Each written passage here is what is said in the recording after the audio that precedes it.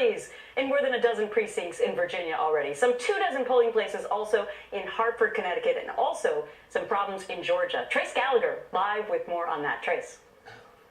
Turns out, Gretchen, if you're voting in Virginia, you might need skinny fingers and short fingernails to get your vote exactly right, especially down there in the Virginia congressional race between the Republican Scott Ridgel and his Democratic opponent, Suzanne Patrick. What's happening is there are voter machine problems, and apparently it's switching the vote.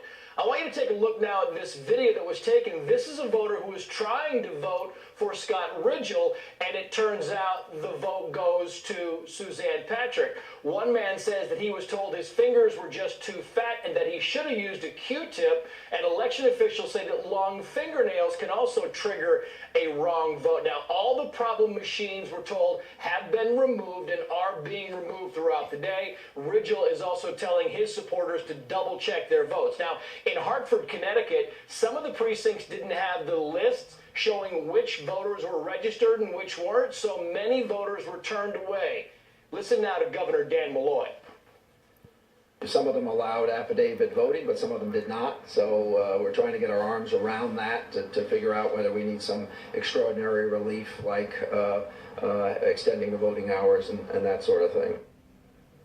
When he talks about extraordinary relief, the court is the one that will actually decide if the voting hours will be extended. That could happen sometime in the next 10 to 15 minutes. In Georgia, the state's election website that provides poll location, it was down on the fritz for a while. Key, because there's a big Senate race down in Georgia, and you have to have problems in Chicago, Gretchen, and there are some polling problems down there, as well as some voter machines that aren't working and polling places not open when they should be. It's early, though. So frustrating. All right, Trace, thanks so much. And time for my take now. Why don't we once and for all get our voting system fixed in this country? It drives me crazy that we're talking about machines that vote for someone else who didn't intend, candidates' names being left off ballots, and ballots not even being delivered to polling places in time for Election Day. Didn't we all learn a lesson in 2000 with hanging chads in Florida? And yet here we are in 2014 talking about voting irregularities on Election Day. No wonder we don't have a lot of confidence that when we go to the polls, our vote is actually ever counted. In a 2012 study, only 63% of us were very confident that our votes were counted as cast.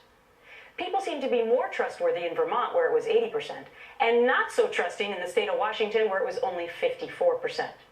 Maybe this should all be a wake-up call that we need to streamline the way in which we vote in America, and at the very least, set a good example to the rest of the world that we have our you-know-what together here.